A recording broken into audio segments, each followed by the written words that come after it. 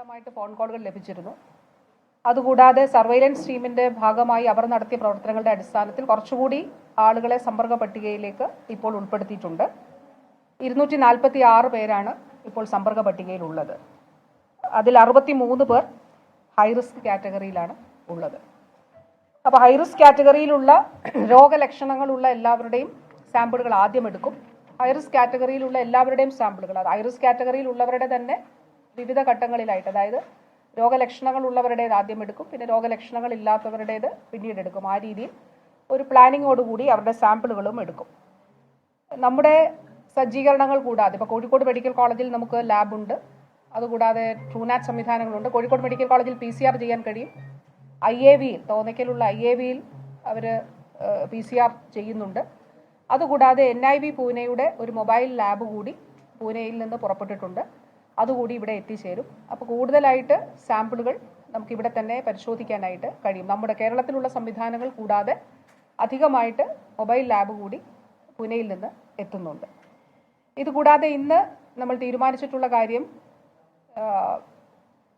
പാണ്ടിക്കാട് പഞ്ചായത്തിൽ 16,711 വീടുകളാണുള്ളത്. ആനക്കയത്ത് 16,248 വീടുകളുണ്ട്. അപ്പോൾ ഈ രണ്ട് പഞ്ചായത്തുകളിലും ഫീവർ സർവൈലൻസ്, വീടാനന്തരമുള്ള സർവേ നടത്തുന്നുണ്ട്. അത് ആരോഗ്യ വകുപ്പും അതുപോലെ തദ്ദേശ സ്ഥാപനങ്ങളുടെ പ്രതിനിധികളും ആരോഗ്യ പ്രവർത്തകരും അതോടൊപ്പം തന്നെ മറ്റ് ഡിപ്പാർട്ട്മെൻറ്റ്സും വെറ്റിനറി ഡിപ്പാർട്ട്മെൻറ്റുമായിട്ടുമൊക്കെ ബന്ധപ്പെട്ടിട്ടുള്ള അവരുടെ പ്രതിനിധികൾ കൂടി ഈ സർവേയുടെ ഭാഗമാകും. ഇതുകൂടാതെ അല്പസമയത്തിനകം പഞ്ചായത്തിൻ്റെ പ്രതിനിധികളുമായിട്ട് ചർച്ച ജില്ലാതലത്തിൽ നടത്തുന്നുണ്ട്. ഇന്നലെ പ്രാദേശികമായി മെഡിക്കൽ ഓഫീസേഴ്സിൻ്റെയൊക്കെ നേതൃത്വത്തിൽ പഞ്ചായത്തുകളുമായിട്ട് ആശയവിനിമയം നടത്തിയിരുന്നു. അപ്പോൾ പൂർണ്ണമായിട്ട് ഐസൊലേഷനിൽ ഉള്ള കുടുംബങ്ങൾക്ക് അവർക്ക് പുറത്ത് ഇറങ്ങി കടകളിൽ പോയി സാധനം വാങ്ങിക്കാനായിട്ട് കഴിയുകയില്ല. അപ്പോൾ അവർക്ക് ആവശ്യമായിട്ടുള്ള ആഹാര സാധനങ്ങളോ അല്ലെങ്കിൽ മറ്റു മരുന്നോ ഒക്കെ വാങ്ങിച്ചു കൊടുക്കുന്നതിന് വേണ്ടിയിട്ടുള്ള വോളണ്ടിയേഴ്സിനെ പഞ്ചായത്ത് തലത്തിൽ ക്രമീകരിച്ചിട്ടുണ്ട്. അത് ഇന്നത്തെ മീറ്റിങ്ങിൽ ഒരിക്കൽ കൂടി ഉറപ്പാക്കും. അതുകൂടാതെ ഈ വീടുകളിൽ മറ്റ് കന്നുകാലികൾ അങ്ങനെയുള്ള പെറ്റ് ആനിമൽസ് ഒക്കെ ഉണ്ടെങ്കിൽ അവയ്ക്ക് ആഹാരം എത്തിക്കുന്നതിന് വേണ്ടിയിട്ട് കൂടിയിട്ടുള്ള ഒരു നിർദ്ദേശങ്ങൾ കൊടുത്തിട്ടുണ്ട്. ഇത് ഇന്നലെ രാത്രി വൈകി അതിന് മുൻപും നമ്മൾ കണ്ടതിന് ശേഷം ഈ പഞ്ചായത്തുകളിൽ അനൗൺസ്മെൻറ്റ്സ് നടത്തിയിരുന്നു. അപ്പോൾ ജില്ലാ ഭരണകൂടത്തിൻ്റെതായിട്ടുള്ള നിർദ്ദേശങ്ങൾ വിദ്യാഭ്യാസ സ്ഥാപനങ്ങളുമായി ബന്ധപ്പെട്ടും അതോടൊപ്പം തന്നെ ആൾക്കൂട്ടം നിയന്ത്രിക്കുന്നതുമായി ബന്ധപ്പെട്ടും ഉണ്ടായിട്ടുണ്ട്. ജില്ലാ കളക്ടറുടെ ഉത്തരവ് പുറത്തു വന്നിട്ടുണ്ട്. അതുകൂടാതെ ജില്ലാ പോലീസ് മേധാവി ഈ പ്രദേശങ്ങളിൽ പട്രോളിംഗ് ഏർപ്പെടുത്തിയിട്ടുണ്ട്. നല്ല നിലയിൽ ആളുകൾ സഹകരിക്കുന്നുണ്ട്. അതിന് പ്രത്യേകമായിട്ട് ഈ പ്രദേശങ്ങളിലെ ആളുകളോട് നന്ദി പറയുന്നു. തുടർന്ന് നമുക്ക് ഈ ഒരു നിപ്പയെ ഒരുമിച്ച് ശക്തമായി വിജയകരമായി നമുക്ക് നേരിടേണ്ടതായിട്ടുണ്ട്. അപ്പോൾ തുടർന്നും ഈ സഹകരണം പ്രതീക്ഷിക്കുകയാണ്. നല്ല നിലയിൽ തന്നെ ആളുകൾ ഈ ഒരു നമ്മുടെ പ്രവർത്തനങ്ങളോട് ഈ പ്രദേശങ്ങളിൽ പ്രതികരിച്ചിട്ടുണ്ട്. അപ്പോൾ റൂട്ട് മാപ്പ് പ്രസിദ്ധീകരിച്ചതിൻ്റെ അടിസ്ഥാനത്തിൽ കുറച്ച് ആളുകൾ വിളിക്കുന്നുണ്ട്. ആ വിളിക്കുന്ന ആളുകൾ അതേ സമയത്ത് തന്നെയാണോ എന്നുള്ളത് കൂടി പരിശോധിക്കുന്നുണ്ട്. അതുകൂടാതെ ചികിത്സയ്ക്കെത്തിയ പ്രൈവറ്റ് ആശുപത്രികളിൽ അവിടുത്തെ CCTV ദൃശ്യങ്ങൾ കൂടി എടുക്കുന്നുണ്ട്. അപ്പോൾ CCTV ദൃശ്യങ്ങളിൽ നമുക്ക് ഏതെങ്കിലും തരത്തിൽ വിട്ടുപോയിട്ടുള്ള ആരെങ്കിലും ഉണ്ടോ, കോൺടാക്ട് ലിസ്റ്റിൽ ഇനിയും ഉൾപ്പെട്ടിട്ടില്ലാത്ത ആരെങ്കിലും ഉണ്ടോ എന്നുള്ള കാര്യങ്ങൾ കൂടി ഇതിൻ്റെ ഭാഗമായിട്ട് പരിശോധിക്കാനായിട്ട് കഴിയും. കോൺടാക്ട് ട്രേസിങ്ങിന് പോലീസിൻ്റെ കൂടി ഒരു സഹായം തേടുന്നുണ്ട്. അത് പോലീസ് ആവശ്യമായിട്ടുള്ള സഹായങ്ങൾ അതിന് ചെയ്യാമെന്നുള്ളത് കൂടി അറിയിച്ചിട്ടുണ്ട്. ഇതുകൂടാതെ നമ്മുടെ പെരിഫറിയിൽ, അതായത് വണ്ടൂര്, നിലമ്പൂര്, കരുവാരക്കുണ്ട് തുടങ്ങിയ ഇടങ്ങളിൽ പ്രത്യേകമായിട്ട് ഫീവർ ക്ലിനിക്കുകൾ, അതായത് പനിയുള്ളവർ മറ്റുള്ളവരിലേക്ക് ഇടപഴകാതിരിക്കുന്നതിന് വേണ്ടി ഫീവർ ക്ലിനിക്കുകൾ പ്രത്യേകമായി തന്നെ സജ്ജീകരിക്കുന്നതിന് വേണ്ടി നിർദ്ദേശം കൊടുത്തിട്ടുണ്ട്. ഒരു തരത്തിലുള്ള ആശങ്കയും ഭയക്കേണ്ടതില്ല. നമ്മൾ ഇതിനെ ഭയക്കേണ്ടതില്ല. കൃത്യമായ മുൻകരുതലുകളിലൂടെ നമുക്ക് ഇടപെടാം. തീർച്ചയായിട്ടും നമുക്കിതിനെ പ്രതിരോധിക്കാനായിട്ട് കഴിയും. അതോടൊപ്പം ചികിത്സയിലുള്ള നമ്മുടെ ആ മകൻ അവൻ സുഖമായി തിരിച്ചു വരും എന്നുള്ളത് പ്രതീക്ഷിക്കുന്നു. അതിനു വേണ്ടിയിട്ടുള്ള നടപടികളും സ്വീകരിച്ചിട്ടുണ്ട്. ഇന്ന് രാവിലെ ഇപ്പോൾ അവിടെ മെഡിസിൻ്റെ HOD തന്നെ ഇപ്പോൾ അവിടെ എത്തി ICUയിലുള്ള ആ കുട്ടിയെ സന്ദർശിക്കുന്നുണ്ട്. അതിനു മുൻപ് ഡോക്ടേഴ്സ് സന്ദർശിച്ചു. അപ്പോൾ അവിടെ നിന്നുള്ള വിവരങ്ങളാണ്, അതേ നിലയിൽ തുടരുന്നു എന്നുള്ള വിവരമാണ് ലഭിച്ചിട്ടുള്ളത്.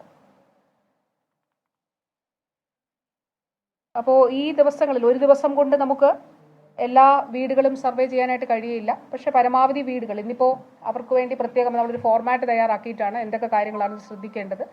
അത് ഓരോ ഡിപ്പാർട്ട്മെൻറ്റ്സിൻ്റെയും ഉണ്ട്. അതായത് ഇപ്പോൾ വെറ്റിനറി ഡിപ്പാർട്ട്മെൻറ്റ് അല്ലെങ്കിൽ ആനിമൽ ഹസ്ബൻഡറി ഡിപ്പാർട്ട്മെൻറ്റ് അസ്വാഭാവികമായിട്ട് ജന്തുക്കൾ മൃഗങ്ങൾ എവിടെയെങ്കിലും ചത്തിട്ടുണ്ടോ, അല്ലെങ്കിൽ അങ്ങനെ ഒരു ഹിസ്റ്ററി എവിടെയെങ്കിലും ഈ സമീപ ദിവസങ്ങളിൽ മുൻ ദിവസങ്ങളിൽ എവിടെയെങ്കിലും ഉണ്ടായിട്ടുണ്ടോ, അങ്ങനെയൊക്കെയുള്ള കാര്യങ്ങൾ കൂടി ഇതിൻ്റെ ഭാഗമായിട്ട് പരിശോധിക്കുന്നുണ്ട്. മൃഗസംരക്ഷണ വകുപ്പ് ഇതിൻ്റെ ഭാഗമായി പ്രദേശങ്ങളിൽ നിന്ന് മൃഗങ്ങളുടെ സാമ്പിളുകൾ കൂടി ശേഖരിക്കുന്നുണ്ട്. അതിതിൻ്റെ പ്രവർത്തനങ്ങളുടെ ഭാഗമായി തന്നെ നമ്മൾ ചെയ്യുന്ന കാര്യമാണ്. അപ്പോൾ ഈ രീതിയിലാണ് പ്രവർത്തനങ്ങൾ ക്രമീകരിച്ചിട്ടുള്ളത്. ഇത് കൂടാതെ ഇന്ന് IMA അതോടൊപ്പം തന്നെ പ്രൈവറ്റ് ഹോസ്പിറ്റൽ മാനേജ്മെൻറ്റ്സ് അവരുമായിട്ട് പ്രത്യേകമായിട്ടുള്ള ചർച്ച നടത്തുന്നുണ്ട്.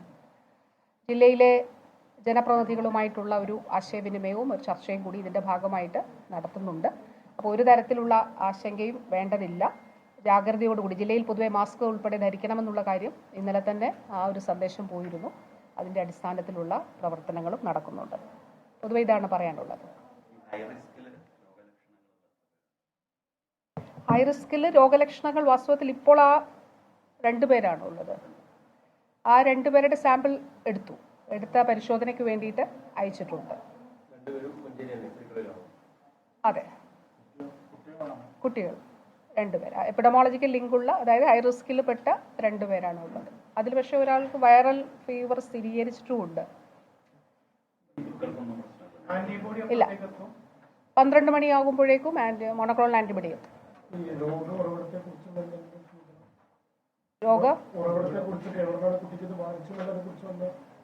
നമ്മൾ ഇന്നലെ തന്നെ ഇതിൻ്റെ ഒരു ഏകദേശം ഒരു അസംഷൻ ഉണ്ടായിട്ടുണ്ട്. പക്ഷെ അതൊരു ഫൈനൽ നിലയിലേക്ക് ഇന്നത്തെ കൂടി ഫീൽഡ് വിസിറ്റ്സിൻ്റെ കൂടി അടിസ്ഥാനത്തിലാണ് നമുക്കത് പറയാനായിട്ട് കഴിയുക. അപ്പോൾ ഈ കുട്ടി ഇതിന് മുൻപുള്ള, അതായത് 10-ാം തീയതിയാണ് രോഗലക്ഷണങ്ങൾ ഉണ്ടായിട്ടുള്ളത്. അതിന് മുൻപുള്ള ഒരു കൃത്യ സമയം, ഒരു ജൂലൈ ആദ്യ ആഴ്ച കുറച്ചുകൂടി മുൻപിലേക്ക് എക്സ്റ്റെൻഡ് ചെയ്ത് ജൂണിൻ്റെ ഒരു അവസാന ആഴ്ചയും എന്നുള്ള നിലയിലാണ് നമ്മൾ കണ്ടത്. അപ്പോൾ ആ നിലയിൽ സൂക്ഷ്മമായി അവൻ സഞ്ചരിച്ച ഇടങ്ങൾ, അവൻ്റെ കൂട്ടുകാരിൽ നിന്ന് വീട്ടുകാരിൽ നിന്ന് ഒക്കെ തന്നെ ശേഖരിക്കുന്നതിന് വേണ്ടിയിട്ടാണ് ശ്രമിച്ചിട്ടുള്ളത്.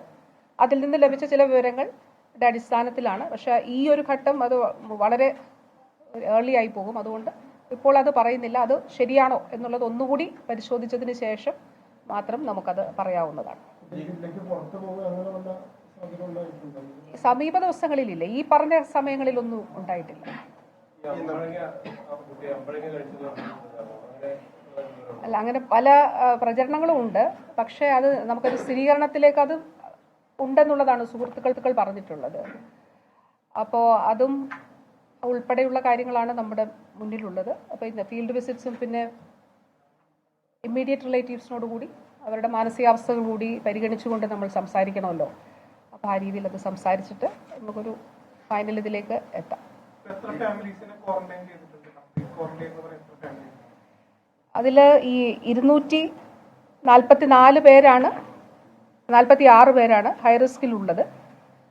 അതിൽ പൂർണ്ണമായി കുടുംബങ്ങൾ എന്ന് പറയുമ്പോൾ ഈ കുട്ടിയുടെ അടുത്ത ബന്ധുക്കളുടെ കുടുംബങ്ങൾ ഇപ്പോൾ നിലവിൽ ക്വാറന്റൈനിലാണ് ഉള്ളത്. കൃത്യമായ ഇടപെടലില്ലേ? ഇപ്പം നമുക്ക് ആദ്യം ഔട്ട്ബ്രേക്ക് വരാറുണ്ടാവുന്നതിന് ശേഷം ഓരോ വർഷവും വന്നുകൊണ്ടേയിരിക്കുന്നത്. അത് നമ്മുടെ സ്റ്റേറ്റിൽ ഇപ്പം അങ്ങനെ വന്നതിനെ കുറിച്ച് ഒരു സ്റ്റഡി എന്തെങ്കിലും ഉണ്ടോ? എന്തുകൊണ്ടാണ് ഈ കറക്റ്റായിട്ട് ഇവിടെ വരുന്നത്?